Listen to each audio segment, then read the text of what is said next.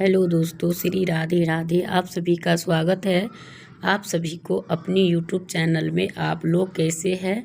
ठीक होंगे, स्वस्थ होंगे, बढ़िया ही होंगे और भगवान शिव परिवार की कृपा से आप सब बढ़िया ही रहना चाहिए, क्योंकि जिनके घर में शिव परिवार की तस्वीर भी होती है ना, तो बोलते हैं उनके घर में सारे सदस्य एक साथ एकत्रित रहते हैं और एकता बना हुआ होता है। तो उनके लिए जो होता है सबसे बड़ा शिव परिवार का तस्वीर का महत्व होता है। तो चलिए दोस्तों, अब आप सब सोचेंगे कि जो ये तो बता ही नहीं कि महाशिवरात्रि कब है, तो वो वाला वीडियो भी जल्दी आएगा। लेकिन शिवरात्रि के दिन जो है, महाशिवरात्रि के दिन आपको करना है ये एक काम, जिससे 26 फरवरी एक उपाय से होगी आपकी हर एक मनोकामना पूरी। तो एक उपाय अगर करते हैं तो आपको होगी मनोकामना पूरी।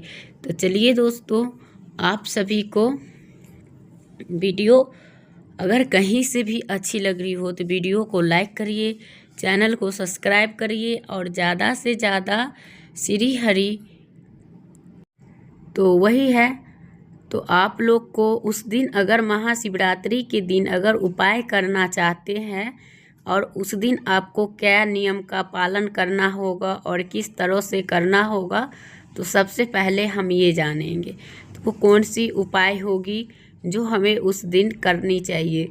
तो सबसे पहले जानेंगे कि जो महाशिवरात्रि के दिन होती है वो बहुत श्रेष्ठ होती है और शिव पार्वती की मतलब ब्याह की सालगिरह होता है और उनको बहुत ज़ोर शोर से हर एक धाम हर एक मंदिर उस दिन को सजते हैं। तो उस दिन आप लोग भी शिवलिंग रखे हुए हैं तो आप लोग भी अपने घर पे भी शिव विवाह करवा सकते हैं। जो भाई बहन करवा रहे हैं तो उनको बहुत ही सारा पुण्य मिलता है, अश्वमेध यज्ञ की प्राप्ति होती है फल। तो वो आदमी और महिलाएं आदमी दोनों मिलके विवाह करवाते हैं तो बहुत अच्छा होता है। और उस दिन शिव भगवान को विवाह में हल्दी मेहंदी रोली ये सब सभी चीज़ उस दिन जो है ना, मतलब क्या कुमकुम ये सारे चीज़ें उनको चढ़ते हैं। इसलिए चढ़ते हैं कि और दिन तो नहीं चढ़ते हैं, लेकिन उस दिन चढ़ते हैं। इसलिए चढ़ते हैं कि उनका विवाह रहता है, तो विवाह के दिन शिव भगवान ने लगाए थे सारे कुछ, तो इसलिए साल में एक बार हल्दी मेहंदी रोली ये सब सारे कार्य होते रहते हैं। तो चलिए दोस्तों, वीडियो को आगे करेंगे और आप सभी को अगर शिव परिवार को पसंद करते होंगे वही लोग इस वीडियो को शेयर भी करेंगे और लाइक भी करेंगे, चैनल को सब्सक्राइब भी करेंगे। जिनको शिव परिवार पसंद नहीं होगा वही मतलब वीडियो देख के इग्नोर करेंगे। और जानते हो कि जो शिव पार्वती को मिलन है कि इतनी पवित्र है, जो कि कहते हैं कोई भी व्यक्ति पति पत्नी हो तो शिव और सती की तरह। तो ऐसे इंसान एक ही पवित्र रिश्ता है, वो है शिव और सती की, जो कि शिव भगवान उनके लिए प्रतीक्षा करते रहे और कितने सारे प्रतिज्ञा भी दिए और तब भी दोनों एक है और एक ही रहेंगे। तो यही होता है। तो इस तरह का आप सभी को भी फल प्राप्त हो तो आप लोग इस वीडियो को लाइक करेंगे, शेयर करेंगे और सब्सक्राइब करेंगे। तो चलिए दोस्तों, सबसे पहले हम जानेंगे कि आपको कौन सी कार्य करनी चाहिए। महाशिवरात्रि के दिन आपको सबसे पहले 1-2 दिन पहले तो आपकी अपनी मंदिर को साफ सफाई कर लेनी है। करने के बाद आपको क्या करना है दोस्तों कि आपको शिवरात्रि के सुबह ब्रह्म मुहूर्त में जो इंसान उठकर स्नान ध्यान करता है उनको बहुत सारा फल प्राप्त होता है। इसमें होता है कि ब्रह्म मुहूर्त से लेकर 9 बजे तक स्नान होते हैं और इस बीच में सबसे ज़्यादा लाभ है ब्रह्म मुहूर्त तब होता है। ऋषि मुनि स्नान होते हैं, उनके बाद जो मनुष्य लोग नहाते हैं उसमें अगर आप इन सभी को छोड़ के और लास्ट में स्नान ध्यान करके पूजा पाठ करते हैं तो बोलते हैं राक्षस की पूजा करते हैं और उसी के तरह दैत्य की तरह वो नहाते धोते हैं तो उन पूजा का फल नहीं लगता है दोस्तों।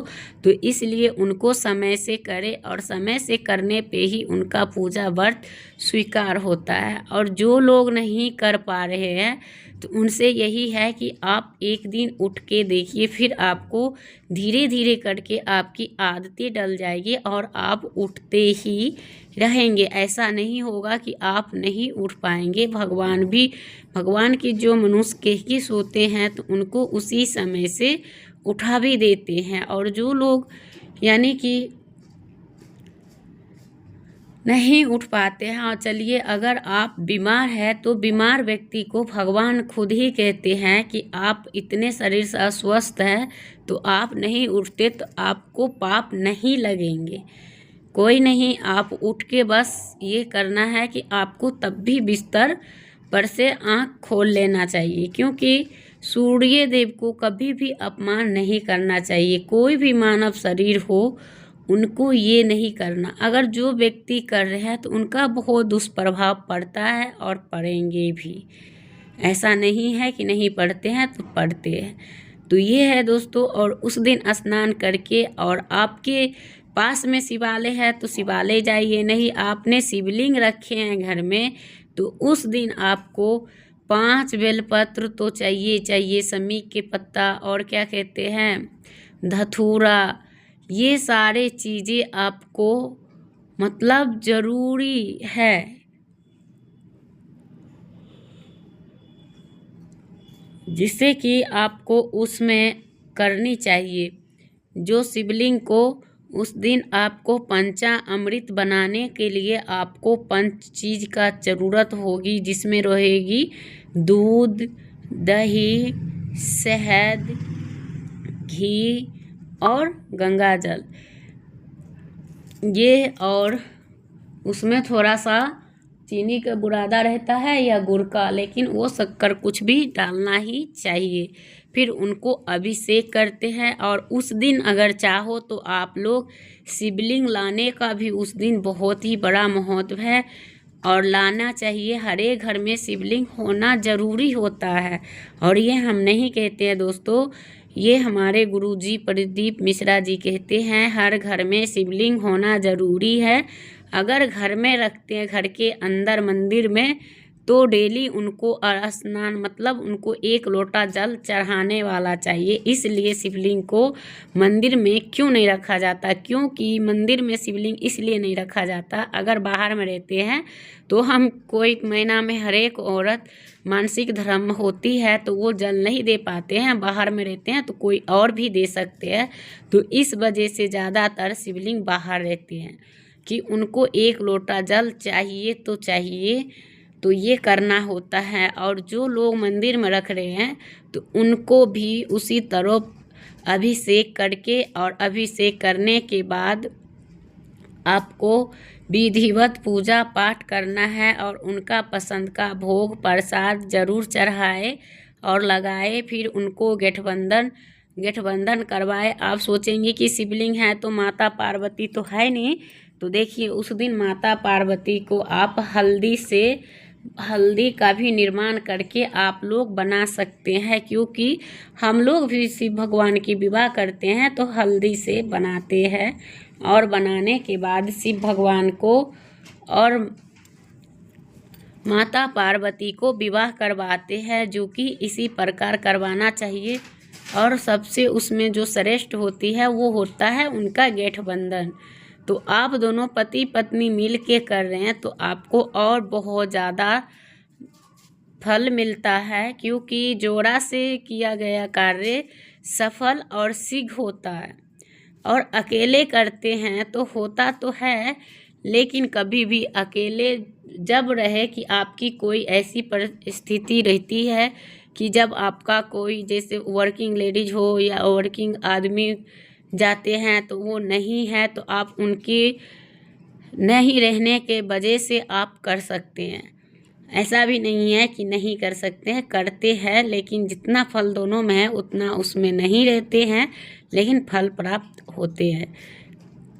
तो ये है, और उनको करना चाहिए और उनके हिसाब से फिर उनको भोग प्रसाद चढ़ाने चाहिए। और जो भाई बहन को नए मेरे चैनल को पहली बार जुड़े हुए हैं तो उनसे यही है कि आप लोग वीडियो करिएगा लाइक, चैनल करिएगा सब्सक्राइब, और हर हर महादेव कमेंट में ज़रूर लिखिएगा, क्योंकि आप सबको इन कमेंट के वजह से हमें और मतलब हौसला मिलते हैं कि हम इससे भी अच्छे अच्छे वीडियो ला सके और आप तक की जानकारी पहुंचा सके। और आप सबका धर्म बनता है कि इस वीडियो को ज़्यादा लोग तक के शेयर करिए, जिससे शिव पार्वती की कृपा आप पे सदा बनी रहे।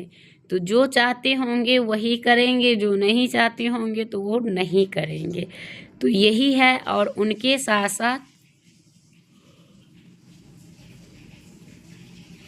जो लोग नहीं कर पा रहे हैं ना, तो उनको भी करना चाहिए। ये व्रत बहुत श्रेष्ठ होता है, कुमारी कन्या से लेके शादीशुदा से लेके और वृद्ध तक के महिलाएं पुरुष सभी करते हैं, लेकिन ज़्यादातर इसमें महिलाएं ही करती है। तो जो कुमारी है उनको तो करना ही करना चाहिए, और जो मतलब शादीशुदा है वो भी अपनी सुहाग के लिए ज़रूर करना चाहिए, जिससे कि उनका सुहाग का लंबी उम्र हो और उनके घर में सुखी संपन्न हो, जिससे कि आपकी कोई भी दरिद्रता या कोई भी दुर्भाग्य छू भी ना सके। तो इसलिए तो चलिए आपको उस दिन क्या क्या करना है। जैसे आपने शादी विवाह का गठबंधन सब कुछ कर लिए, तो उस दिन पीला वस्त्र का धारण करवाइए उनको, शिव पार्वती को। और अगर आपके पास वस्त्र स्वरूप नहीं कुछ भी है तो आपको क्या करना है दोस्तों, कलावा यानी रक्षा सूत्र ले लेना है, और उनसे भी आप गठबंधन करवा सकते हैं। नहीं तो आप यहाँ ब्लाउज के पीस 1 मीटर करीब लेके उससे भी और करवा सकते हैं। तो अगर आप नहीं उस सामर्थ्य के हैं तो आप कलावा से भी करवा सकते हैं विधिवत पूजा। और उनके बाद पूजा करने के बाद आपको जो है उसी पूजा के स्थान पे बैठ के और 11 माला यानी 11 माला ओम नमः शिवाय के जाप करते हैं, तो आपको बहुत सारे लाभ मिलते हैं, जिससे जो चीज़ चाहो, जो मनोकामना आपको पूरी नहीं हो रही हो, तो उस दिन ये करने से, ये एक काम करने से आपकी सारे इच्छाएं, सारे मनोकामनाएं पूरी होगी। अगर आप महामृत्युंजय का मंत्र 5 बार 5 माला करते हैं उस दिन बैठ के, तो आप लोग जानते हैं कि महामृत्युंजय जो है तो उन मंत्र में कितनी शक्ति है कि जो व्यक्ति यानी मर रहे होते हैं वो भी जिंदा हो जाते हैं। तो उस मंत्र का इतना पवित्र और श्रेष्ठ माना गया है, तो वो भी आप कर सकते हैं। नहीं तो हर एक व्यक्ति के लिए ओम नमः शिवाय तो है ही।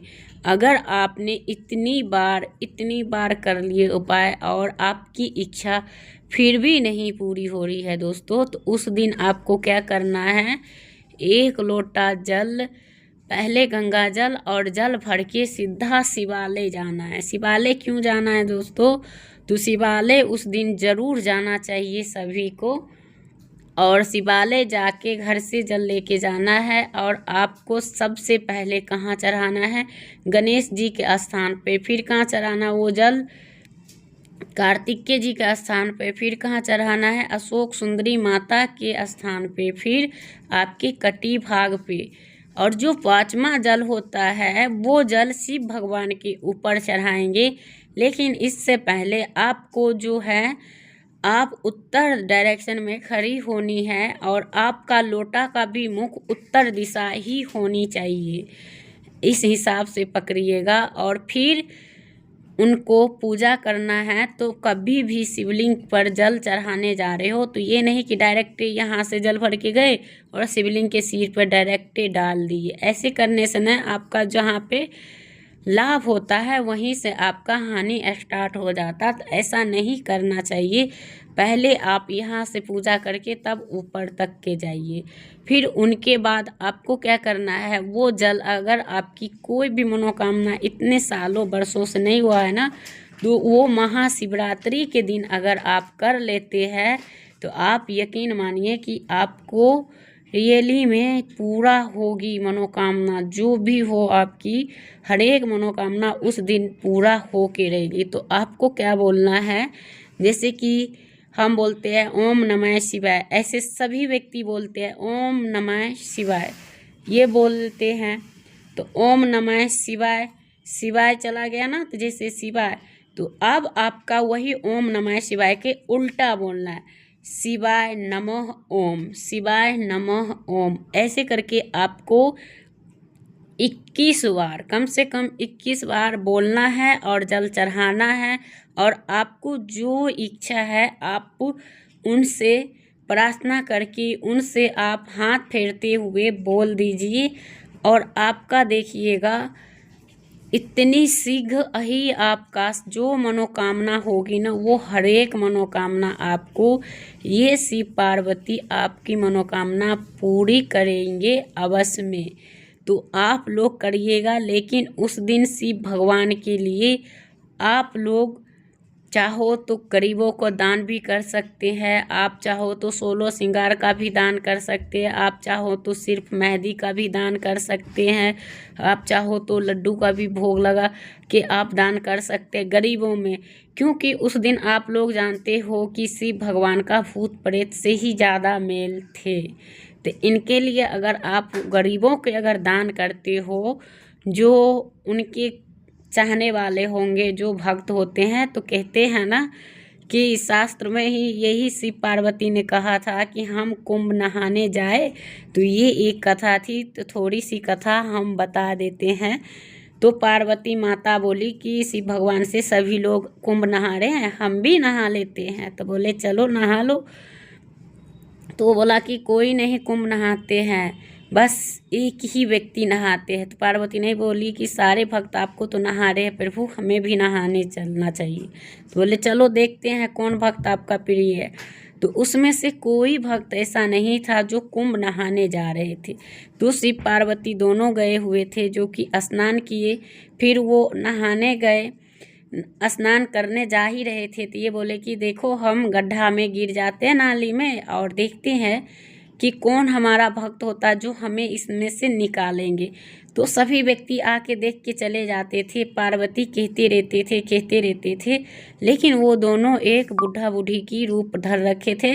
तो उनको कोई ये नहीं जानता भगवान थे, और वो मतलब उसमें पड़े थे। तो सब देख के अरे इसको कौन उठाएगा, हम तो जा रहे कुंभ नहाने, हम जा रहे कुंभ।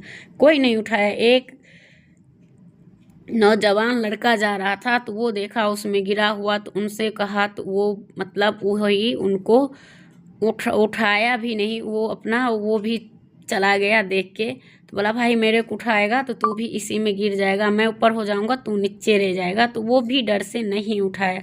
बाद में एक ऐसे ही पति पत्नी थे जो उन महादेव को उसमें से निकाला, और महादेव बोला इतने भक्त में एक ही यही हमारा भक्त है जो कुंभ नहा लिया, इनका सारे पुण्य प्राप्त है। दोस्तों करूँगी वीडियो को यहीं पे एंड, फिर मिलती हूँ एक नया वीडियो के साथ। तब तक के लिए श्री राधे राधे।